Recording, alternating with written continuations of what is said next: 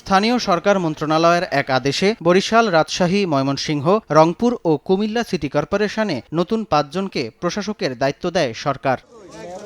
রোববার নবনিযুক্ত প্রশাসকরা আসেন শহীদ প্রেসিডেন্ট জিয়াউর রহমান ও বেগম খালেদা জিয়ার সমাধিতে শ্রদ্ধা জানাতে। সবার মুখেই ছিল যানজট, মাদকসহ বিভিন্ন সমস্যা নিরসনে কাজ করার অঙ্গীকার। যানজট, পানি নিষ্কাশন, তারপরে বিভিন্ন ধরনের যে সমস্যাগুলো আমাদের রয়েছে একটি একটি করে সমস্যা চিহ্নিত করে সবগুলো সমস্যাই আমরা সমাধান করার জন্য আগামী দিন থেকে ইনশাআল্লাহ আমরা কাজ শুরু করব। যেখানে আমাদের নিরাপত্তার ব্যবস্থা থাকবে, আমাদের মেয়েরা, আমাদের মায়েরা, নারী সমাজের জন্য তারা যেন নিরাপত্তায় আর কি চলাফেরা করতে পারে নিরাপদে।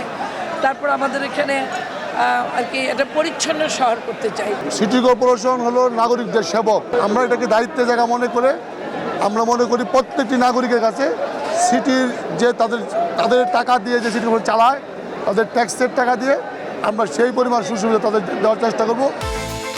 বিকাশ পেমেন্টে 10,000 টাকার বেশি অফার। শপিং চলছে তো।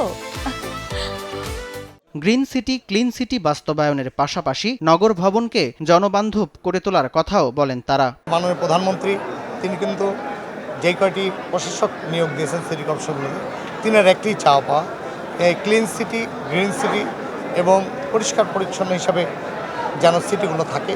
রংপুর নগরকে অবশ্যই একটি আধুনিক, সবুজ এবং সুন্দর একটি নগরীতে পরিণত করার চেষ্টা করি। নিরাপদ শহর গড়তে সবাইকে নিয়ে কাজ করার অঙ্গীকার ব্যক্ত করেন নতুন প্রশাসকরা। সামদানি প্রত্যয়, সময় সংবাদ, ঢাকা।